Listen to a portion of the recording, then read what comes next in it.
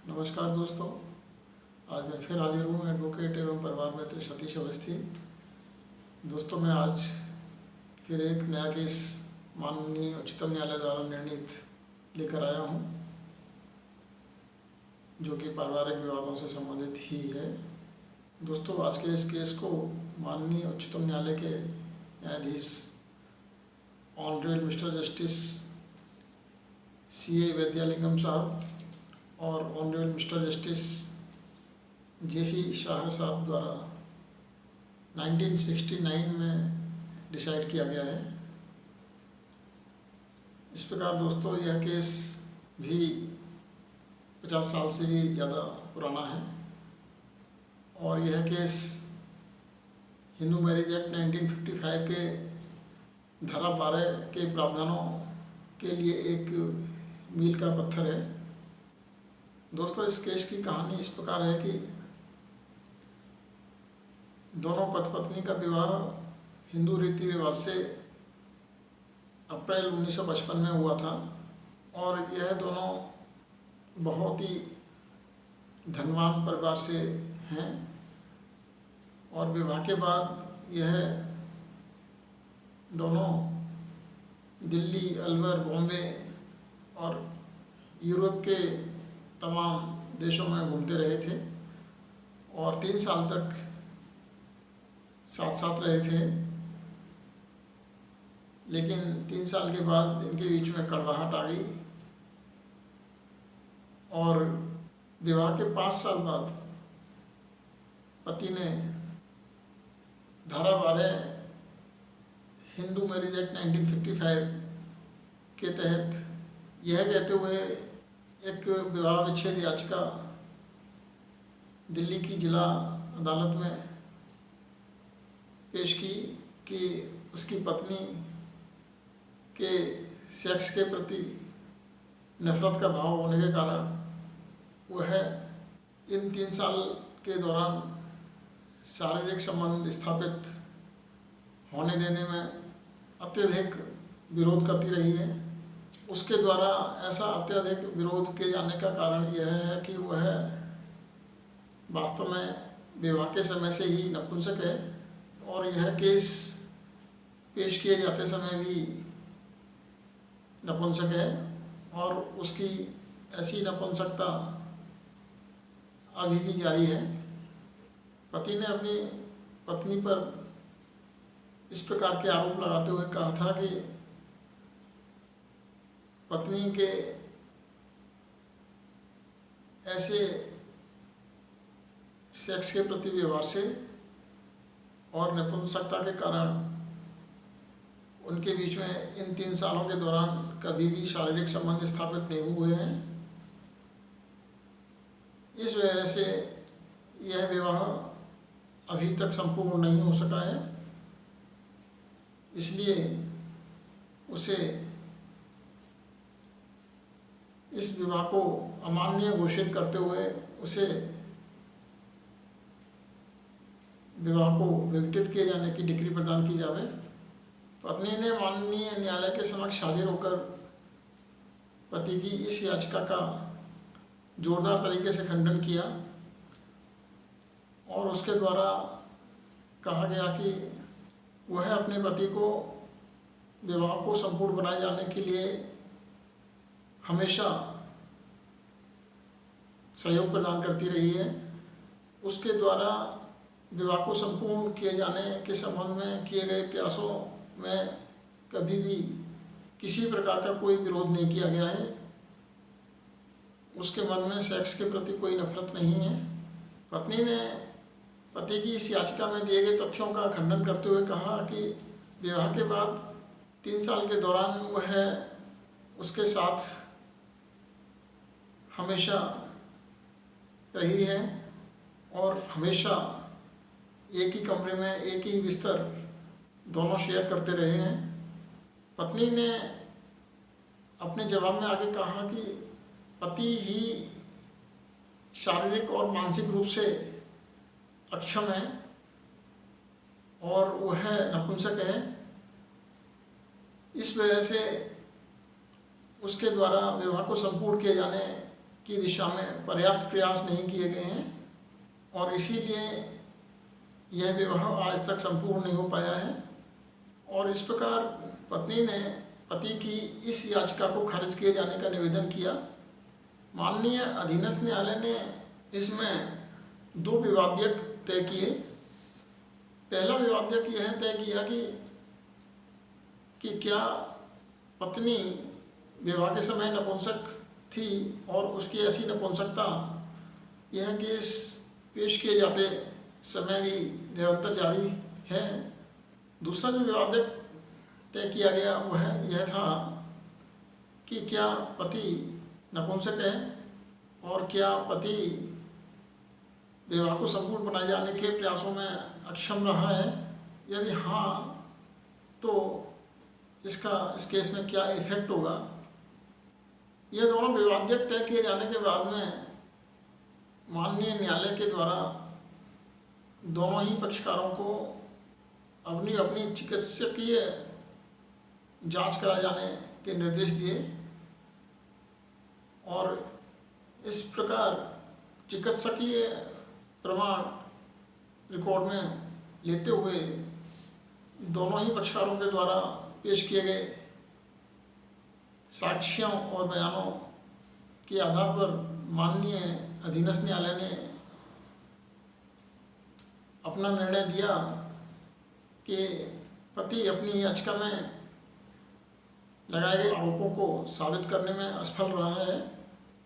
पति के द्वारा पेश की गई साक्ष्य के आधार पर यह पाया गया है कि पत्नी नपुंसक नहीं है और उसके द्वारा अपने विवाह को सफल और संपूर्ण बनाए जाने के लिए अपने पति को पर्याप्त सहयोग प्रदान किया गया है। दूसरे विवादक के संबंध में माननीय अधीनस्थ न्यायालय ने कहा कि पत्नी ने अपनी साक्ष्य के माध्यम से इस विवादक को बखूबी साबित कर दिया है और उसके द्वारा पेश की गई साक्ष्य के आधार पर यह पूर्ण रूप से साबित है कि पति ही नपुंसक है और उसने अपनी इस नपुंसकता के कारण ही इस विवाह को सफल और संपूर्ण बनाए जाने के पर्याप्त प्रयास नहीं किए हैं। इस प्रकार दोनों ही विवादक पति के खिलाफ तय किए गए और इस आधार पर माननीय अधीनस्थ न्यायालय के द्वारा पति की यह याचिका खारिज कर दी गई। माननीय जिला न्यायालय के इस निर्णय से व्यथित होकर पति माननीय Punjab and Haryana high court की शरण में पहुंचा। माननीय Punjab and Haryana high court ने दोनों पक्षों की बहस सुने जाने के बाद कहा कि जहां पति अपनी पत्नी के खिलाफ लगाए गए आरोपों को साबित करने में असफल रहा है, वहीं पत्नी भी अपने पति के खिलाफ लगाए गए आरोपों को साबित करने में असमर्थ रही है। इसलिए यह कहना गलत है कि पति नपुंसक है। इस प्रकार माननीय Punjab and Haryana high court के द्वारा यह कहते हुए यह अपील खारिज कर दी गई कि पति अपनी याचिका में लगाए गए आरोपों को साबित करने में असफल रहा है और इस आधार पर अधीनस्थ न्यायालय के द्वारा दिया गया निर्णय इस मॉडिफिकेशन के साथ में बहाल किया जाता है कि दोनों में से कोई भी पक्षकार नपुंसक नहीं है और इस प्रकार Punjab and Haryana high court के द्वारा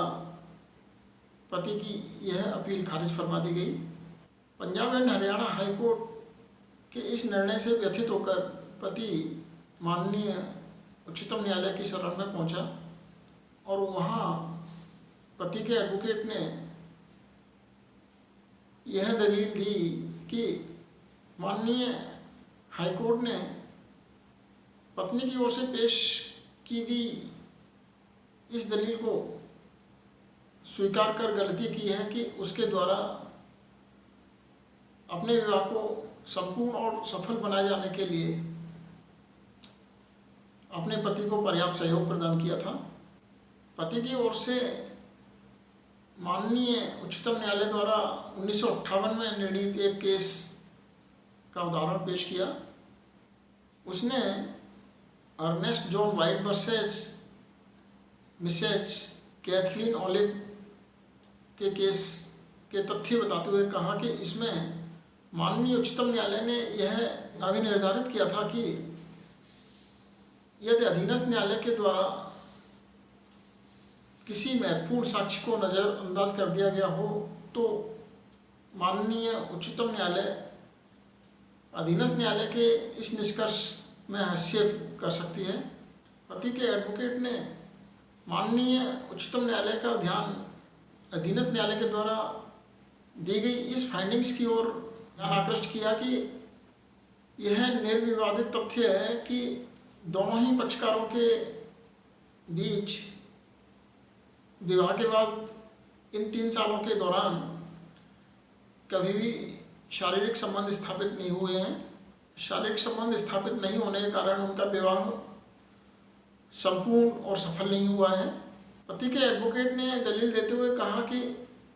जब यह तथ्य साबित होना पाया गया है और इसमें कोई विवाद नहीं है तो इसी आधार पर पति की याचिका को स्वीकार कर लिया जाना चाहिए। माननीय उच्चतम न्यायालय ने कहा कि जहाँ तक पत्नी की सेक्स के प्रति नफरत होने के कारण शारीरिक संबंध स्थापित किए जाने का प्रबल विरोध किए जाने का प्रश्न है, इस तथ्य को पति अपनी साक्ष्य के माध्यम से साबित करने में असफल रहे हैं।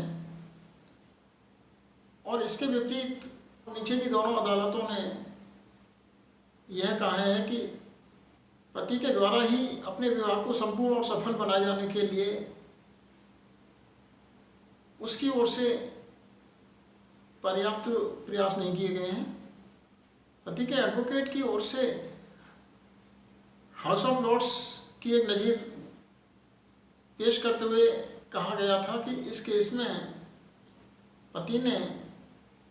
अपनी पत्नी के खिलाफ नपुंसकता के आधार पर उसके विवाह को अमान्य घोषित किए जाने के लिए निवेदन किया था और उसने यह साबित कर दिया था कि पति पूर्ण रूप से स्वस्थ है। न्यायालय के द्वारा दिए गए इस निर्देश पर कि पत्नी की चिकित्सकीय जांच कराई जाए। जब पत्नी के द्वारा अपनी चिकित्सकीय जांच का प्रमाण पत्र पेश किया गया तो उसमें पत्नी की पूर्ण रूप से स्वस्थ पाई गई। इस प्रकार दोनों ही पक्षकारों के स्वस्थ होने के तथ्य सामने आए तो माननीय उच्चतम न्यायालय ने कहा कि ऐसी स्थिति में जब दोनों ही पक्षकार स्वस्थ हैं और दोनों में से कोई भी नपुंसक नहीं है तो यही निष्कर्ष ड्रॉ किया जाना चाहिए कि पत्नी के द्वारा अपने विवाह को सफल बनाए जाने के लिए अपने पति को पर्याप्त सहयोग प्रदान नहीं किया गया है और उसके द्वारा शारीरिक संबंध स्थापित किए जाने का प्रबल विरोध किया गया है। माननीय उच्चतम न्यायालय ने इसमें कहा कि भविष्य में भी ऐसी कोई संभावना दिखाई देती प्रतीत नहीं हो रही है कि दोनों के संबंध मधुर हो सकेंगे। ऐसी स्थिति में इस आधार पर माननीय उच्चतम न्यायालय द्वारा निर्देश दिए गए कि पत्नी के द्वारा ही विवाह को संपूर्ण बनाए जाने के लिए अपने पति को पर्याप्त सहयोग प्रदान नहीं किया गया है। लेकिन माननीय उच्चतम न्यायालय ने कहा कि यह नज़ीर इस केस में फिट नहीं बैठती है, इस केस में यह नज़ीर चस्पा नहीं होती है क्योंकि नीचे की दोनों ही अदालतों के द्वारा यह फाइंडिंग्स दी गई है कि पति अपने केस को साबित करने में असफल रहा है। वह यह साबित करने में असफल रहा है कि उसकी पत्नी ने उसके पर्याप्त प्रयासों को जो उसके द्वारा अपने विवाह को सफल और संपूर्ण बनाए जाने के संबंध में किए गए थे, उन प्रयासों को उसकी पत्नी के द्वारा असफल कर दिया गया था और उसकी पत्नी के द्वारा अपने पति को कोई भी सहयोग प्रदान नहीं किया गया था। पति के एडवोकेट ने आगे इसमें बहस करते हुए कहा कि जब यह बात साबित हो चुकी है कि दोनों के बीच विवाह के बाद 3 साल के दौरान कभी भी शारीरिक संबंध स्थापित नहीं हुए हैं और उनके बीच विवाह को संपूर्ण बनाए जाने के सभी प्रयास असफल हो गए हैं, तो इसमें माननीय न्यायालय को यह नहीं देखना चाहिए कि यह किसकी गलती से हुआ है। सिर्फ इसी तथ्य पर विचार करते हुए कि दोनों के बीच में विवाह को संपूर्ण बनाए जाने के सभी प्रयास असफल हो गए हैं, चाहे वो किसी के भी द्वारा असफल किए गए हों, तो इसमें विवाह को अमान्य घोषित कर देना ज़्यादा न्याय संगत होगा। पति के एडवोकेट ने आगे बहस करते हुए कहा कि जब दोनों के बीच में विवाह के बाद 3 सालों के दौरान कोई भी संबंध स्थापित नहीं हुए हैं, तो भविष्य में भी इनके बीच में ऐसे संबंध स्थापित होने की कोई संभावना नहीं बची है। इस वजह से उनको साथ साथ रहने के लिए बाध्य नहीं किया जाना चाहिए और उनकी बाकी की ज़िंदगी को ध्यान में रखते हुए उनके विवाह को अमान्य घोषित करते हुए उन्हें डिक्री प्रदान कर देनी चाहिए। लेकिन माननीय उच्चतम न्यायालय ने पति के एडवोकेट की ओर से पेश की गई इस दलील को नकारते हुए कहा कि क्योंकि इस केस में परिस्थितियां बिल्कुल भिन्न हैं और नीचे की दोनों ही अदालतों के द्वारा यह साबित पाया गया है कि पत्नी के द्वारा सेक्सुअल एक्ट के प्रति उसके मन में कोई नफरत नहीं थी और उसके द्वारा अपने पति को पर्याप्त रूप से सहयोग प्रदान किया गया था। माननीय उच्चतम न्यायालय ने यह भी कहा कि इस केस के तथ्यों और परिस्थितियों से यह कहीं भी ऐसा नहीं लगता है कि इनके बीच भविष्य में भी अपने विवाह को संपूर्ण बनाए जाने के प्रयास असफल हो जाएंगे। माननीय उच्चतम न्यायालय ने कहा कि नीचे की दोनों ही अदालतों के द्वारा दी गई यह फाइंडिंग कि पति के द्वारा ही अपने विवाह को संपूर्ण और सफल बनाए जाने के संबंध में पर्याप्त प्रयास नहीं किए गए हैं, इस तथ्य के कारण इस विवाह को अमान्य घोषित किया जाना संभव नहीं है और इस प्रकार माननीय उच्चतम न्यायालय के द्वारा पति की इस अपील को खारिज कर दिया गया। तो दोस्तों, इस कहानी से हमें यही सीखने का अवसर प्राप्त होता है कि यदि पति के द्वारा लगाए गए आरोप वह अपनी साक्ष्य से साबित करने में असमर्थ रहता है, तो यह नहीं कहा जा सकता कि जब दोनों के बीच में विवाह संपूर्ण नहीं हुआ है, यह निर्विवादित तथ्य है और यह चाहे दोनों पक्षकारों में से किसी भी पक्षकार की गलती से हुआ हो, तो ऐसे विवाह को अमान्य घोषित कर दिया जाना चाहिए। यह न्याय संगत नहीं है, क्योंकि ऐसी स्थिति के बावजूद ही दोनों पक्षकारों के बीच में भविष्य में ऐसी तमाम संभावनाओं के रास्ते खुले हो सकते हैं जो उनके दाम्पत्य जीवन को मधुर बना सके। तो दोस्तों, आशा है आपको आज का यह निर्णय और इस निर्णय के आधार पर सुनाई गई यह कहानी पसंद आई होगी। यदि आपको यह कहानी पसंद आई हो तो आप इसे शेयर करें। मैं इसी प्रकार रोज़ आपके समक्ष माननीय उच्चतम न्यायालय द्वारा निर्णीत ऐसे केस जो पारिवारिक विवादों से संबंधित होते हैं उन्हें लेकर आपके समक्ष हाजिर होता रहूँगा। आपने यह वीडियो अंत तक देखा, इसके लिए आपको बहुत बहुत धन्यवाद। तो मिलते हैं फिर कल, तब तक के लिए नमस्कार।